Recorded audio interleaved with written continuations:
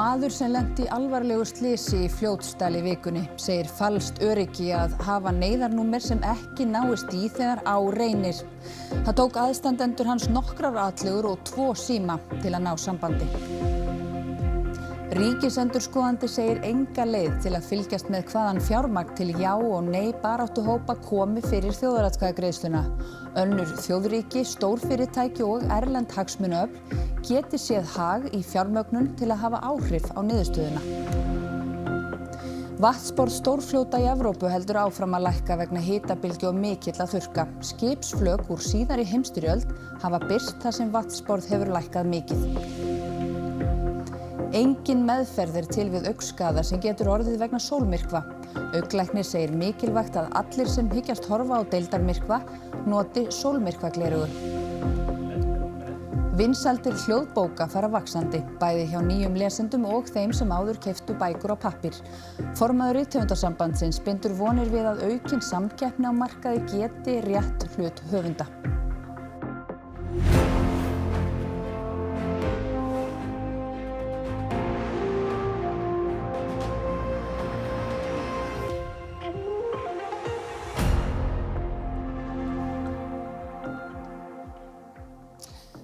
Gott kvöld. Illa gekk að ná sambandi við neyðarlínuna þegar karlmaður slasaðist alvarlega í vinnuslysi í Fljótsdal á þriðjudag. Heimamenn segja farsímasamband hafa versnað eftir að fjarskiptakerfum var lokað. Við vorum að vana sem sagt fola og búa svæfan og geldingin afstæðin og hann var að standa upp og var þá svona reikull á fótunum og var að detta og ég ætlaði bara að styðja við hann. Sem ég átti náttúrulega alls ekki að gera og átti að vita að ég myndi ekki ráða við og hann datt ofan á mig og með þeim afleiðingum að ég fótbrotnaði. Jóhann tvíbrotnaði á vinstri fæti og marðist á ökkla og mjöðm. Hann segir þó sjálfur hann hafi sloppið ágætlega, hefði komið þyngra högg á bak eða höfuð þegar hann lenti undir fólanum, væri aðra sögu að segja. Þegar ljóst var að Jóhann væri alvarlega slasaður var ákveðið að kalla á hjálp. Og dóttir mín ætlaði að hringja strax á neyðarlínuna en þá svaraði að hún ekki í sambandi, heldur fekk ekki samband. Dóttir Jóhanns hefur verið í sambandi við neyðarlínuna og leitað skýringa á að símtal hennar barst ekki til neyðarvarða. Sem betur fer var mágkona Jóhanns einnig viðstödd og hún náði í gegn. Sjúkrabíll flutti hann til Egilsstaða þaðan sem flogið var með hann á sjúkrahúsið á Akureyri. Og svo á leiðinni þá sagði sjúkraflutningamaðurinn að þeir hefði ekki náð í mágkonu mína úr neyðarlínunni og meðan að þeir voru að flytja það hefði ekki verið samband.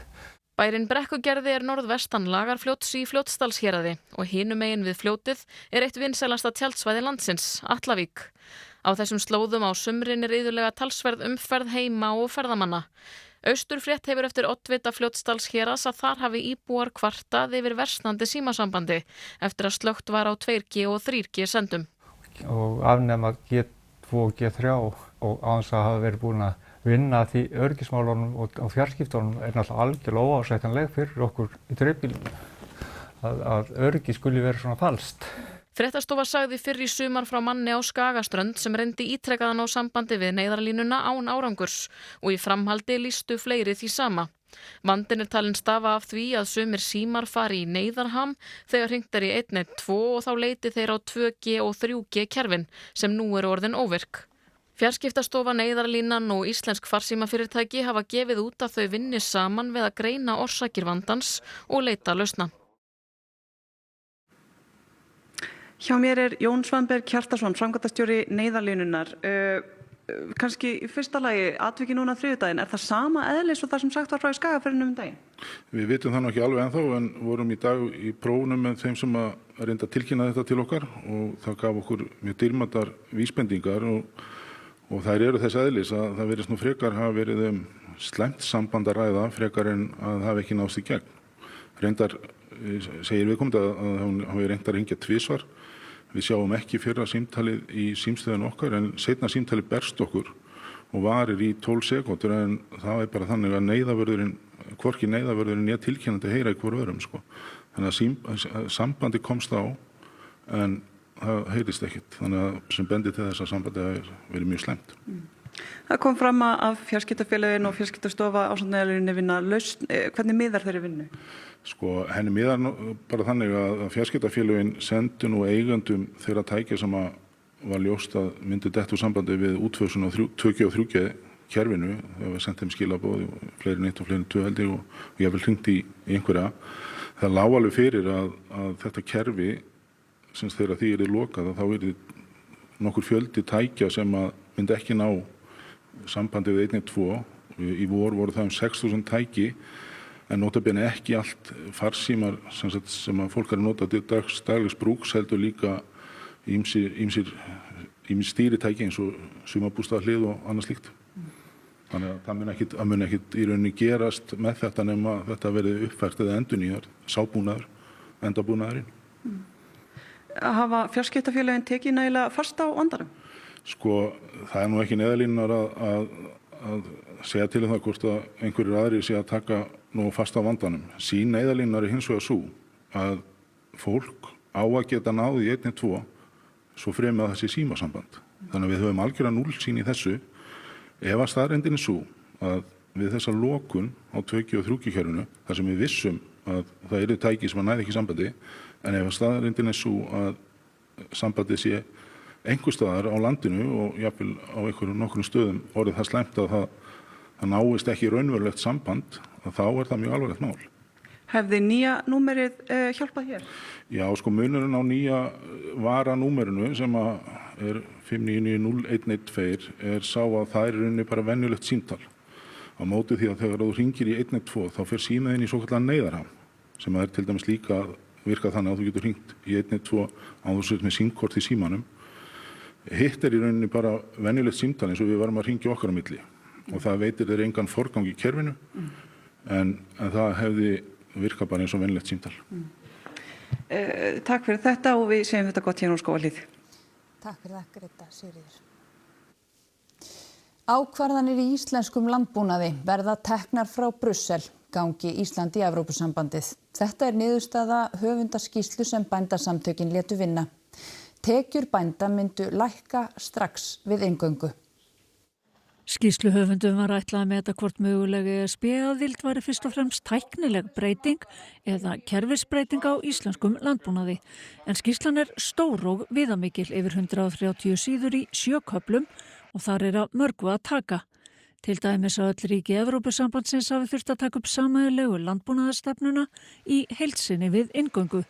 Að við ESB-aðild myndi Ísland missa sjálfstætt vald til að semja tolla og fríverslun utan sambandsins og þá sé verulegur munur að fyrirkomulagi stuðningsgreiðslna til bænda á Íslandi og bænda innan ESB og tekjur bænda lækki strax við inngöngu og jákvæð áhrif vaxtalækkana kemur líklega ekki fram fyrr en seinna.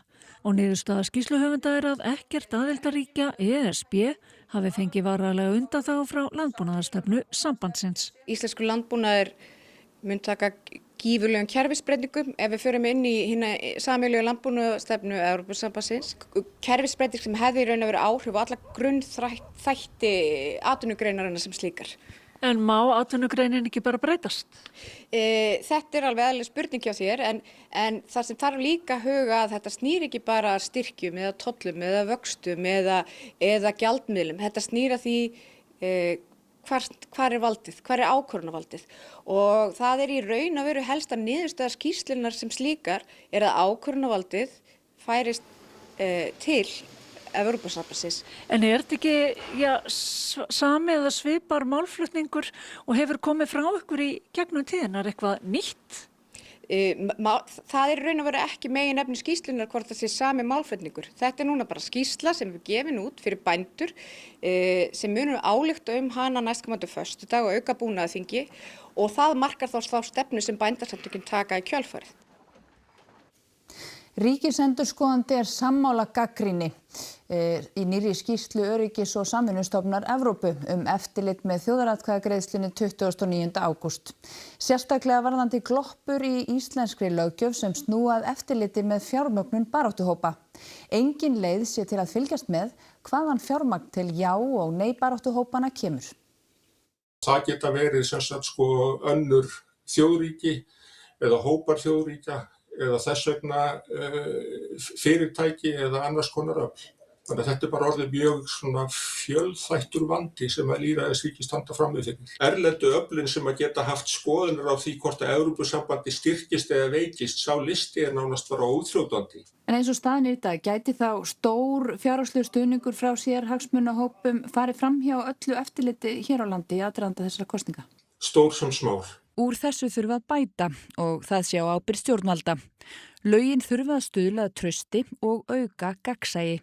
Eitt af því sem að fer forgörðum með núverandi fyrirkomulagi einmitt gagnsæið. Og þegar ekkert gagnsæið að þá spurningum traust. Eftirlit með starfsemi af þessu tagi lítil sem engin. En dæmin frá löndum í kringum okkur eins og til dæmis Bretlandi sýna að það full ástæða fyrir löggjafan að vera vakandi yfir því með hvaða hætti sem sagt ýmsir aðilar geta verið að hafa áhrif meðal annars með fjármögnun formlegra sem óformlegra stjórnmálasamtaka. Ríkisstjórnin veitti Evrópuhreyfingunni og Heimsinn 10 milljónir króna hvorum fyrir umræðu þjóðaratkvæðagreiðsluna. Síðan þá hafa fleiri baráttuhópar verið stofnaðir.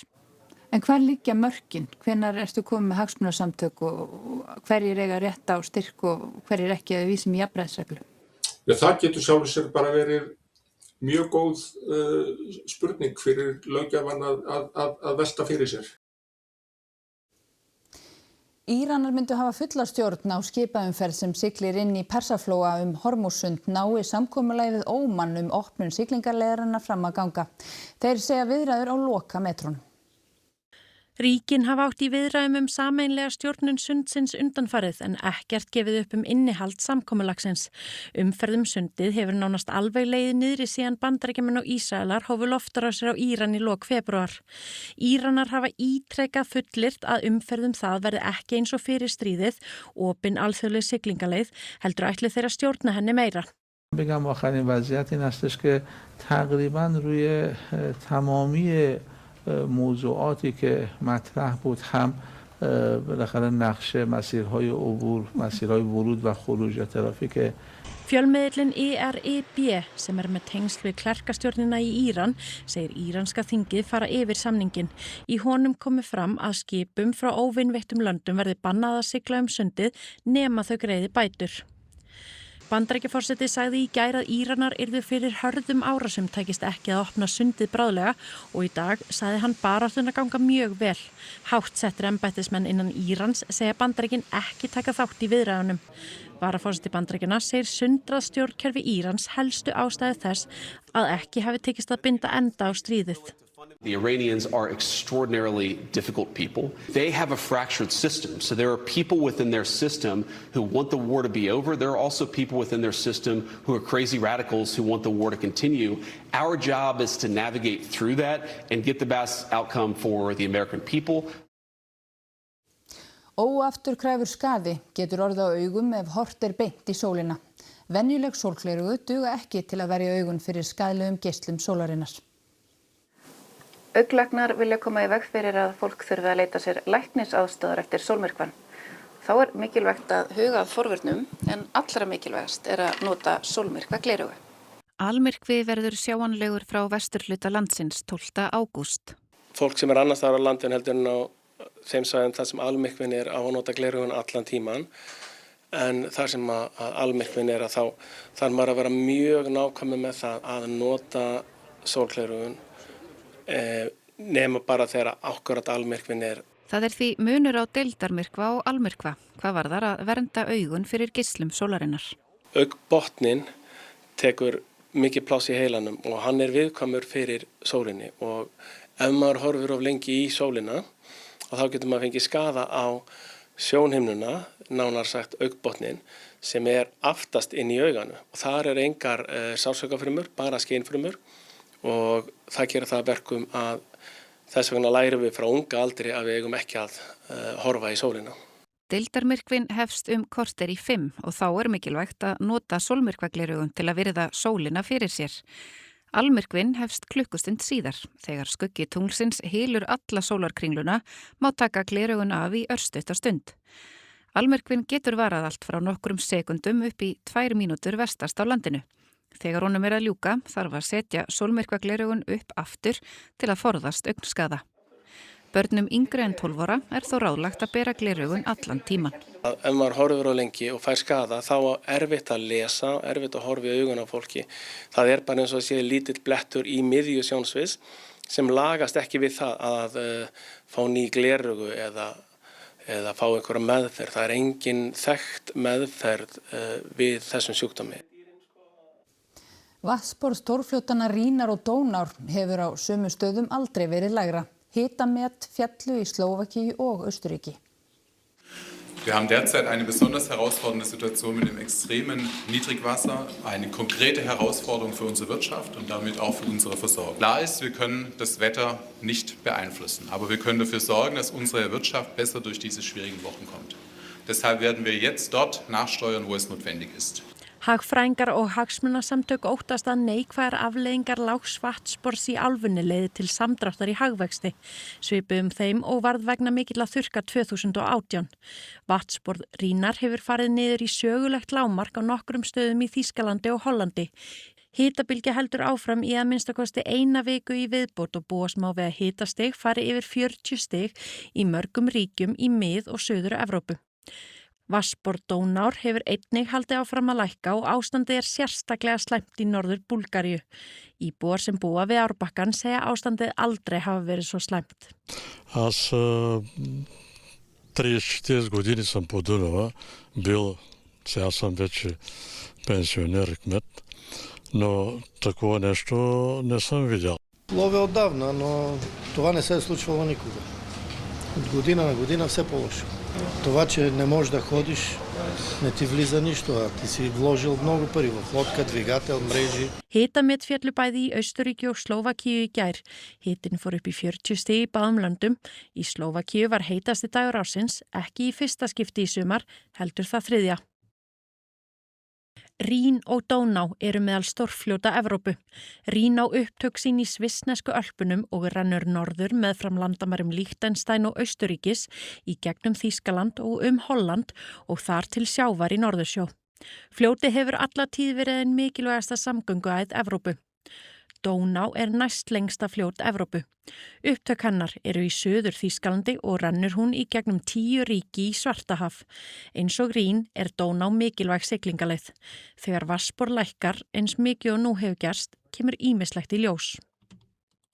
Þessi þýsku skipsflök úr seinni heimsstyrjöldinni birtust til dæmis meðfram árbökkum Dónár á landamærum Serbíu og Rúmeníu. Nasistar söktu skipunum vísvitandi í lok stríðsins þegar þeir hörfuðu frá Rúmeníu og sovvéski herinn sótti lengra inn í Evrópu. Serbneski yfirvöld hafa lengi beðið Evrópusambandið aðstoð við að fjarlægja flökin. Talið að 100 skipa liggi á botni árinnar, sum enn hlaðin vopnum. Erfitt hefur verið að staðsetja þau nákvæmlega án þess að hreyfa við sprengjuefnunum sem gætu verið í þeim. Skipsflökin þrengja að siglingaleiðum Dóná og því nærri ómögulegt að sigla ána á sumum stöðum. Brodovi ne prolaze više. To nema sad od 3 metara ako ima nivo vode u korito. U korito da bome korito reke. Skipin laða að sér forvitna ferðamenn sem reyna að fá heimamenn til að sigla með sig nær, en það getur reynst erfitt. Još uvijek ljudi ne znaju kako da dođu do samih olupina, postoji veliko interesovanje, ali još uvijek nemaju ljudi mogućnost da dođu. Hljóðbækur eru 60% af seldum bókum en standa aðeins undir 10–15% af tekjum rétthafa. Þetta segir framkvæmdastjóri forlagsins. Höfundar vonast til að fá meira fyrir sinn snúð með aukinni samkeppni. Í vor hóf ný hljóðbókaveita göngu sína. Sagnaland skilaði fyrsta uppgjöri til útgefanda í sumar. Fyrstu vísbendingar gefa til kynna að greiðslur til rétthafa séu talsvert hærri heldur en við höfum kynnst hingað til, þar að segja stærri hluti af áskriftartekjum kemur til rétthafa. Uppgjörið veltur bæði á fjölda áskrifenda og á hvað hlustað. Sigþrúður fagnar aukinni samkeppni enda séu hljóðbækur vinsæl leið til að njóta bóka. Nú þetta upp undir 60% af þeim svona keyptum inntökum, ef við getum kallað það, meðan að tekjurnar endurspegla það engan veginn. Þær eru miklu nær því að vera milli 10 og 15%. Með hljóðbókinni komi inn nýjir lesendur en sala pappírsbóka dvíni þó. Fyrir nokkrum árum hefði sumarið verið tími kiljunar. Salan á þeim hefur dvínað mjög mikið á undanförnum 5 árum á meðan að hlustun á hljóðbækur hefur aukist að sama skapi. Rithöfundasambandið segir viðskiptalíkanið eins og það lítur út núna ekki ganga upp fyrir rithöfunda þó þau fagni auknum lestri.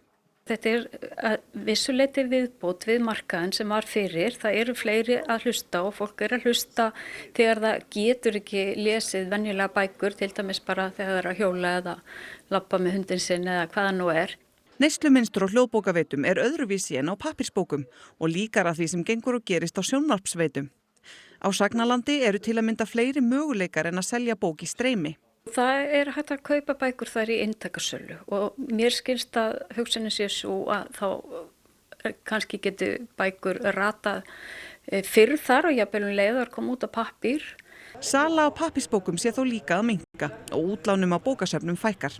Eins og staðan er nú fá höfundar hærri greiðslur úr bókasafnsjóði fyrir útlán heldur en fyrir streymi á hljóðbók. Það eru bara allt of lágar greiðslur fyrir hverja hlustun en vonandi breytist það með meiri samkeppni. Ef við viljum að bækur séu skrifaðar og gefnar út á íslensku, þá þurfa greiðslurnar fyrir þær að vera þannig að það sé hægt. Heldur óhefbundinn skákklúbbur er starfræktur í Dortmund í Þýskalandi. Í stað grafar þagnar og mikillar einbeitingar spilar plötusnúður háara teknotónlist og gestir geta fengið sér áfengar veigar. Skákmennirnir sameinast umfram allt leikgleðina.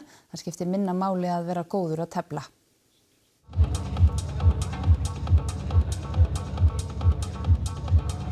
Das ist für mich einfach normale Umgebungslautstärke. Ich bin noch totale Anfängerin.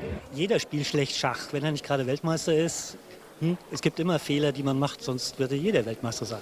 Man kann auch Bier dabei trinken und es macht unheimlich viel Spaß. Also ich glaube, irgendwie in einem stillen, langweiligen Raum wäre ich nie jetzt auch in diesen Vibe auch gekommen.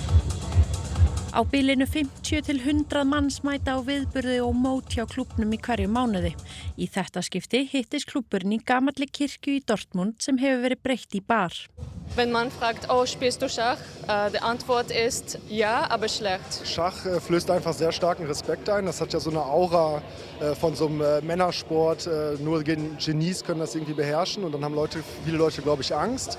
Und wir haben gedacht, wir wollen auch ein bisschen diese Hürden sehr niedrig machen und einfach Leuten sagen, hey, kommt einfach vorbei, spielt einfach und habt Spaß und ihr müsst keine Großmeister sein. Bei uns sind deutlich jüngere Leute und viel mehr Frauen.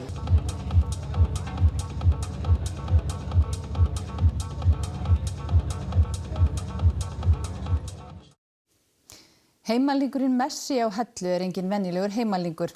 Því að honum sem finnst skemmtilegast er að mæta í vinnuskólanum með unglingunum á staðnum og leika sér með fótbolta, en hann er aðeins nokkura daga gamall. Fjölskylda fann lambið út í mýri rétt við þorpið á Hellu, eitt og yfirgefið og ákvað að taka það heim til sín og sinna því þar og gefa því úrvalsmjólk úr pela. Björgvin Geir hefur séð einna mest lambið sem er hrútur og hefur fengið nafnið Messi. Heimalhingurinn vekur alltaf mikla athygli á krökkunum í vinnuskólanum en Björgvin tekur Messi oft með sér í vinnuna. Og hér er Messi í vinnuskólanum á Hellu og hvað haldið þið? Auðvitað elskar hann fótbolta og hann fer með þér í vinnuskólan og allt svo leiðis. Já, við tökum hann stundum með okkur og þá er hann hress hann gefur hann nóg og þá eltir hann okkur eins og hundur Og svo er hann góður í fótbolta? Já, við tókum hann núna í gær í smá fótbolta og hann er alveg þokkalegur Þar kom nafnið? Já, þar kom nafnið Messi. En hefur Björgvin mikinn áhuga á íslensku sauðkindinni? Já, svona þokkalega. Rakel, flokkstjóri, er ánægð með Messi í vinnuskólanum. Þetta er erfiðast úlingurinn. Nei, þetta er gaman og lífgar upp á. Bæði fyrir krakkana og fólk sem hittir okkur út á götum. Já, er ekki allir svona hissa þegar þið sjá þetta? Jú, sérstaklega á þessum tíma ársins að sjá svona lítil allt. En þetta er mjög gaman. Og hann fær bara mjólk hjá okkur, eða fær hann líka arfa og gras? Stundum fer hann í þetta arfa. Já, byrja svolítið svona narta í grasið og svona, en aðalega mjólk. En hvað finnst úlingunum í vinnuskólanum að hafa Messi með sér í vinnunni? Það er æðislegt. Og hvað segja íbúarnir þegar svo lamb með okkur? Þeir finnst það algjör krútt og hann fær alltaf mikla athygli inn á Hellu. Fær hrikalega mikla athygli. Og Björgvin stendur sig vel? Já, litla mamman, algjör mamma. Og þá að veðri. Helgarveðrið mun einkennast af nokkuð hvassri og kaldri norðaustlægri átt með úrkomu víða land á morgun. Áfram mun rigna norðan og austanlands fram á laugardag en á sunnudag mun veður fara smám saman batnandi þegar líður á daginn. En nánari veðrið að loknum íþróttum.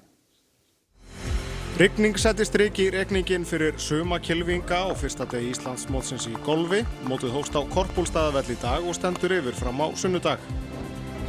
Evrópska knattspyrnusambandið kvikar ekki með hótanir sínar að sniðganga mót á vegum FIFA á meðan Gianni Infantino situr sem fastast á forsetastól. Og KR orðið öruggt með sæti í efri hluta bestu deildar karla í fótbolta þegar deildinni verður tvískipt. Íþróttir hér eftir fréttir. Og áður kveðum ykkur skulu rifja upp það sem var helst í þessum fréttatíma. Maður sem lenti í alvarlegu slysi í Fljótsdal í vikunni segir falskt öryggi að hafa neyðarnúmer sem ekki náist í þegar á reynir. Það tók aðstandendur hans nokkrar athugur og 2 síma til að ná sambandi. Ríkisendurskoðandi segir enga leið til að fylgjast með hvaðan fjármagn til já og nei baráttuhópa komi fyrir þjóðaratkvæðagreiðsluna. Önnur þjóðríki, stórfyrirtæki og erlend hagsmunaöfl geti séð hag í fjármögnun til að hafa áhrif á niðurstöðuna. Vatnsborð stórfljóta í Evrópu heldur áfram að lækka vegna hitabylgju og mikilla þurrka. Skipsflök úr síðari heimsstyrjöld hafa birst þar sem vatnsborð hefur lækkað mikið. Engin meðferð til við augnskaða sem getur orðið vegna sólmyrkva. Augnlæknir segir mikilvægt að allir sem hyggjast horfa á deildarmyrkva noti sólmyrkvagleraugu. Vinsældir hljóðbóka fara vaxandi, bæði hjá nýjum lesendum og þeim sem áður keyptu bækur á pappír. Formaður Rithöfundasambandsins bindur vonir við að aukin samkeppni á markaði geti rétt hlut höfunda. Þá þessum fréttatíma að ljúka og það komið að íþróttum og veðri. Næsti fréttatími í útvarpinu klukkan 10 í kvöld og nýjustu fréttir má alltaf finna á ruv.is. En við þökkum ykkur samfylgdina þessum af þessum degi. Hafið það gott og verið sæl.